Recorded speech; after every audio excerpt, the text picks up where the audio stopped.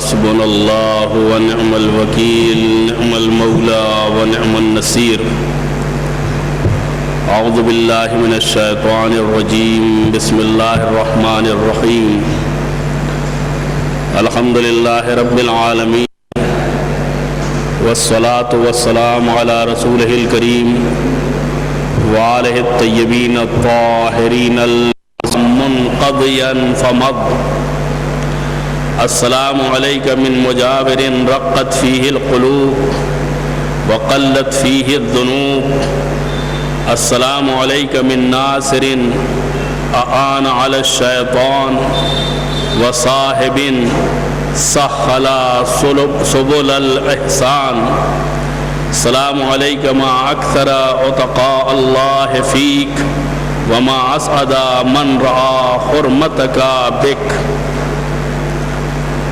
وداع ماہ مبارک رمضان کے تعلق سے ہمارے چوتھے امام حضرت امام زین العابدین علیہ الصلاۃ والسلام کی یہ دعا، جس میں آپ خدا کی بارگاہ میں ماہ مبارک کے تعلق سے کچھ باتیں فرماتے ہیں۔ تجھ پر سلام اے وہ ہمدم جو انس و دل بستگی کا سامان لیے ہوئے آیا تو شادمانی کا سبب ہوا، اور واپس گیا تو وحشت بڑھا کر غمگین بنا گیا۔ تجھ پر سلام اے وہ ہمسائے جس کی ہمسائیگی میں دل نرم اور گناہ کم ہو گئے۔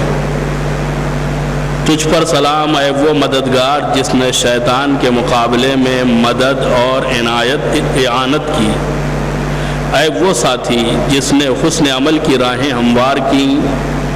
تجھ پر سلام اے ماہ رمضان، تجھ میں اللہ تعالیٰ کے آزاد کیے ہوئے بندے کس قدر زیادہ ہیں، اور جنہوں نے تیری حرمت و عزت کا پاس و لحاظ رکھا ہے کتنے خوش نصیب ہیں۔ السلام علیک ما کان امحاک للذنوب واسترک لانواع العیوب السلام علیک ما کان اطولک علی المجرمین واحیبک فی صدور المؤمنین السلام علیک من شہر لا تنافسہ الایام السلام علیک من شہر ہوا من کل امر سلام۔ تجھ پر سلام تو کس قدر گناہوں کو محو کرنے والا اور قسم قسم کے عیبوں کو چھپانے والا ہے۔ تجھ پر سلام تو گنہگاروں کے لیے کتنا طویل اور مومنوں کے دلوں میں کتنا پرہیبت ہے۔ تجھ پر سلام اے وہ مہینے جس سے دوسرے ایام ہمسری کا دعویٰ نہیں کر سکتے۔ تجھ پر سلام اے وہ مہینے جو ہر امر سے سلامتی کا باعث ہے۔ ماہ مبارک کے وداع اور رخصت کے تعلق سے ہمارے امام کی یہ دعا، جس میں آپ نے ماہ رمضان کو اس کی صفتوں کے ساتھ سلام کیا ہے، یعنی یہ وہ مہینہ ہے جس میں لوگ گناہوں کے دلدل سے آزاد کیے جاتے ہیں، لوگ مغفرت اور رحمت کے زیر سایہ زندگی گزارتے ہیں۔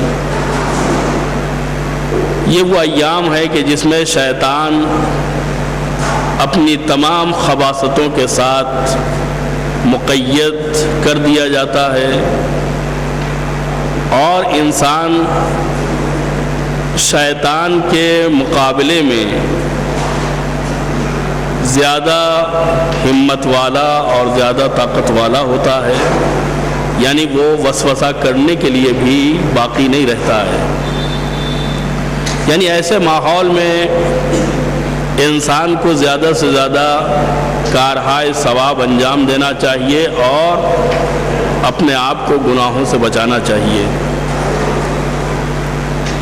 عام ایام میں، عام دنوں میں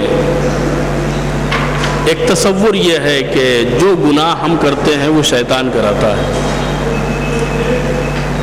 اس میں کوئی شک نہیں ہے کہ شیطان سوائے گناہ کے ہمارے دل میں کوئی کار خیر ڈال ہی نہیں سکتا۔ وہ صرف اور صرف بدکاری کا وکیل ہے، وہ صرف اور صرف گناہوں کا سفیر ہے، وہ صرف اور صرف ہمیں گناہوں میں ملوث کر کے ہماری عاقبت تباہ کرنا چاہتا ہے، اور ہمیں گناہ میں ملوث کر کے ہمارے باپ حضرت آدم سے بدلہ لینا چاہتا ہے۔ شیطان کی دشمنی بہت پرانی ہے۔ شیطان فرشتوں کے درمیان میں ایک عظمت والی حیثیت رکھتا تھا، لیکن جب خداوند عالم نے اسے آدم کو سجدہ کرنے کا حکم دیا اور اس نے غرور کی بنیاد کے اوپر سجدے سے انکار کر دیا، تو پھر خداوند عالم نے اسے اپنی بارگاہ سے نکال کے باہر کر دیا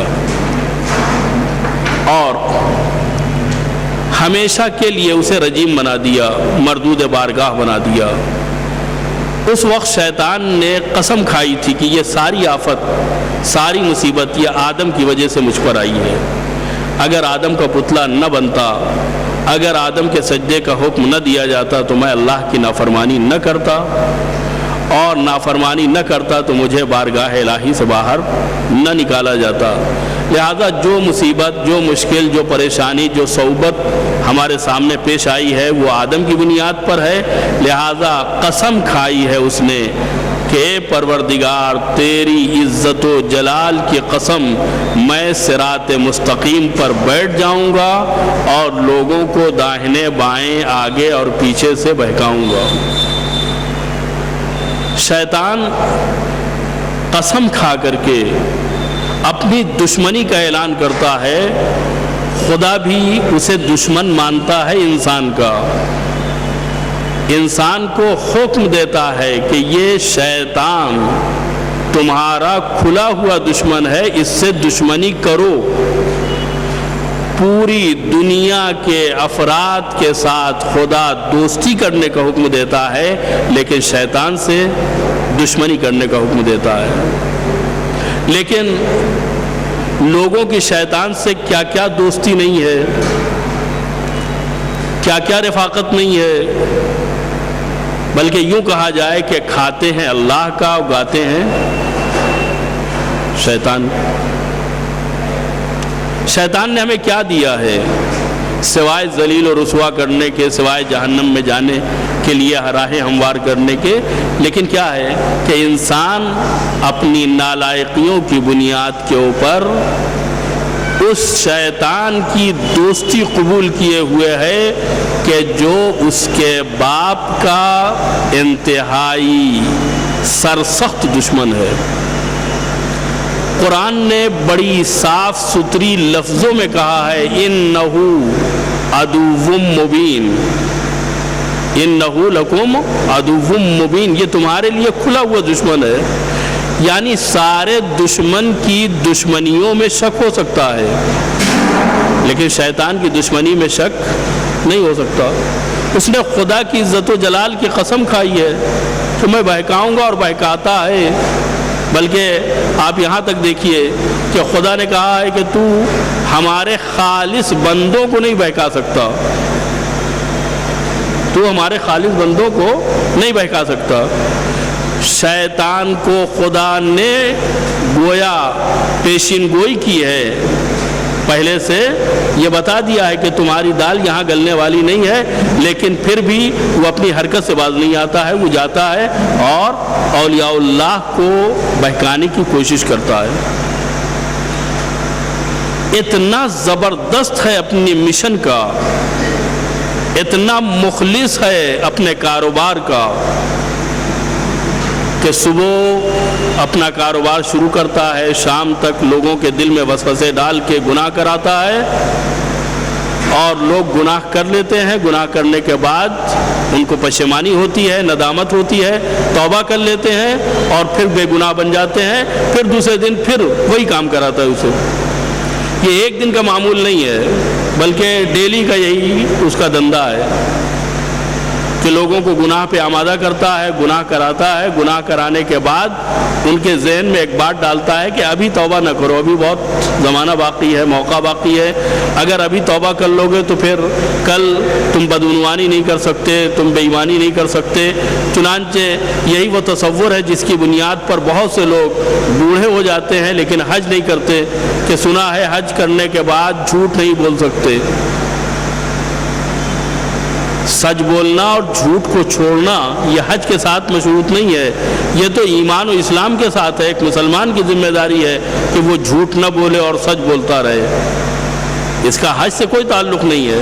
البتہ لوگ یہ کہتے ہیں کہ خانہ کعبہ دیکھ کے آئے ہو، کچھ تو شرم کرو، حج کر کے آئے ہو، پیسہ لگا کر کے عبادت کر کے آئے ہو، پھر بھی جھوٹ بولتے ہو۔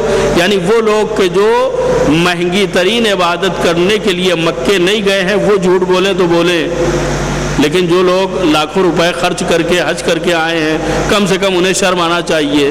تو لوگ یہ کہتے ہیں، ورنہ خدا حاجیوں سے نہیں کہتا کہ تم جھوٹ نہ بولو، خدا انسانوں سے کہتا ہے کہ جھوٹ نہ بولو، خدا آدمیوں سے کہتا ہے، مسلمان سے بھی نہیں کہتا ہے، خدا لوگوں سے کہتا ہے، یا ایھا الناس، لوگوں سے کہتا ہے کہ جھوٹ نہ بولو، لوگوں سے کہتا ہے ظلم نہ کرو، لوگوں سے کہتا ہے کہ ایک دوسرے کا حق نہ مارو، لوگوں سے کہتا ہے کہ ایک دوسرے کی برائی مت کرو۔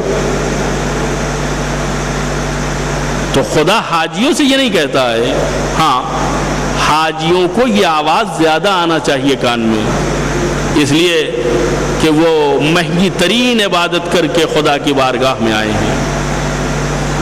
لیکن ہوتا کیا ہے، شیطان کہتا ہے کہ ابھی نہیں، ابھی اگر حج کر لو گے تو پھر لوگ تانے دیں گے کہ داڑھی رکھ کے جھوٹ بولتے ہو، نماز پڑھ کے جھوٹ بولتے ہو، حج کر کے آئے ہو جھوٹ بولتے ہو، لہذا تم یہ سب کرو ہی نہیں۔ جب کرو گے نہیں تو تانا بھی نہیں ملے گا۔ تو ایک قسم یہ ہے۔ دوسری دفعہ یہ ہے کہ نہیں، گناہ کرواتا ہے، کہتا ہے کہ ابھی توبہ نہیں کرنا، اطمینان سے جب سارے مزے لے لو، سارے لطف حاصل کر لو، ساری لذتیں گناہ کی بٹور لو، اس کے بعد توبہ کر لیں گے۔ ابھی کون سے تم بوڑھے ہو گئے ہو، کون سی ریٹائرمنٹ کی زندگی ہے اور کون سے تمہیں مرنا ہے، لہذا توبہ کرنے کی ضرورت نہیں ہے۔ توبہ وہ لوگ کرتے ہیں کہ جن کے سامنے موت کھڑی ہو، جو ایڑیاں رگڑ رہے ہوں بستر پر، لہذا تمہیں توبہ کرنے کی ضرورت نہیں ہے۔ شیطان کا ایک حربہ جو انتہائی کامیاب ہے، میں بار بار اس بات کو دہراتا ہوں کہ گناہ ہو جاتا ہے، اگر ہو جائے تو توبہ کر لیجئے۔ انسان غصے میں گناہ کرتا ہے، انسان شہوت میں گناہ کرتا ہے، انسان نفسانی خواہشات کے چکر میں آ کے گناہ کرتا ہے، گناہ ہو جاتا ہے۔ گناہ اگر ہو جائے تو توبہ کر لیجیے، اس لیے کہ شیطان کی کوشش صرف یہی نہیں ہے کہ وہ گناہ کراتا ہے، بلکہ توبہ کو آخر میں ڈالتا ہے، تاخیر میں ڈالتا ہے۔ انسان کو امید دلاتا ہے کہ ابھی تمہاری زندگی کتنی ہے، ابھی تمہاری عمر ہی کیا ہے، ابھی توبہ کی ضرورت کیا ہے۔ اتنا تاخیر میں ڈالتا ہے، اتنا تاخیر میں ڈالتا ہے کہ انسان موت کا شکار ہو جاتا ہے، اسے توبہ کرنے کی توفیق حاصل نہیں ہوتی۔ آپ دیکھیں خود اس ماہ مبارک کو، ماہ مبارک آنے سے پہلے ہمارے ارادے کیا تھے؟ اس مہینے میں ہم کتنی عبادت کریں گے، اس مہینے میں ہم کتنی نمازیں پڑھیں گے، کتنی تلاوت قرآن کریں گے، نہ جانے کتنے پلان تھے، نہ جانے کتنی تیاریاں تھیں۔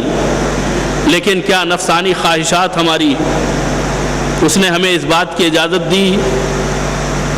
صبح اس لیے عبادت نہیں کر پائے کہ پیٹ خالی تھا، شام کو اس لیے عبادت نہیں کر پائے کہ اتنا کھا لیا تھا کہ بیٹھ نہیں سکے۔ نتیجہ کیا ہوا؟ نتیجہ یہ ہوا کہ ہم اس مہینے کی برکتوں سے اس طریقے سے مستفید نہیں ہو سکے۔ میں یہ نہیں کہتا ہوں کہ اس مہینے کی برکتوں سے محروم ہو گئے، نہیں، اس مہینے کی برکتوں سے کوئی شقی سے شقی ترین فرد بھی محروم نہیں ہو سکتا، اگر معنوی اعتبار سے کوئی محروم بھی ہو جائے تو مادی اعتبار سے افطار کی نعمتیں، سحر کی نعمتوں سے محروم نہیں ہو سکتا۔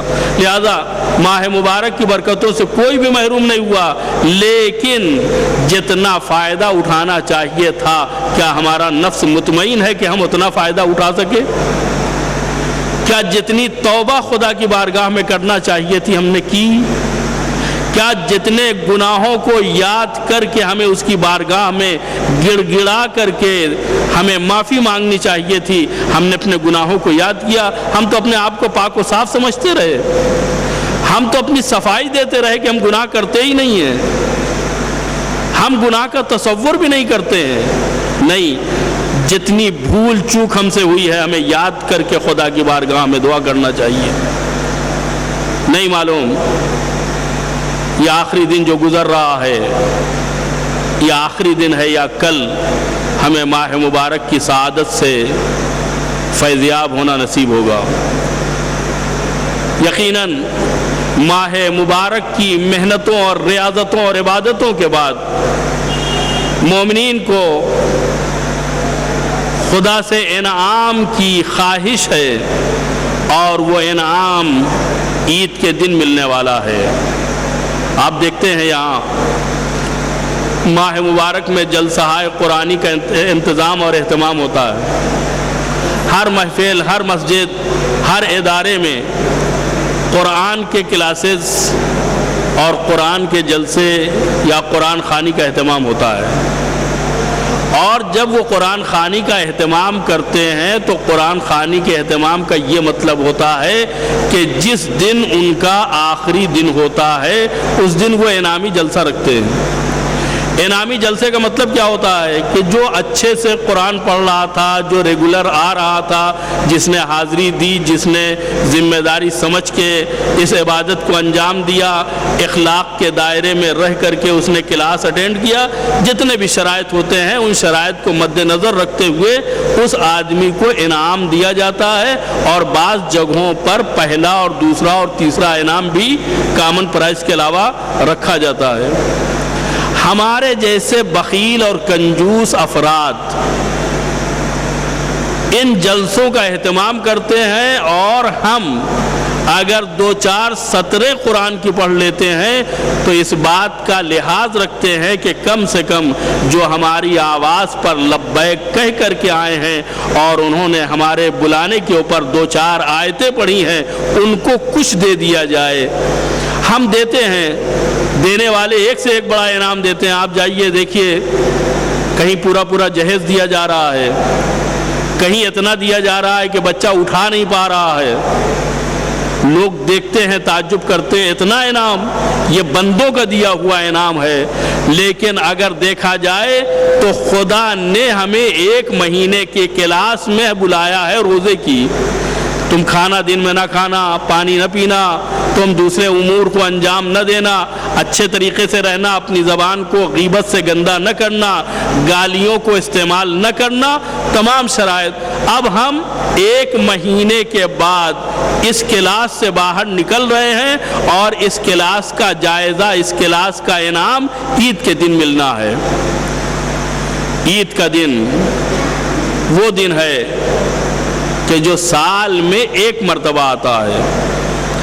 عید عود سے ہے، پلٹنے سے ہے، سال بھر میں یہ پلٹتی ہے، لہذا اسے عید کہا جاتا ہے۔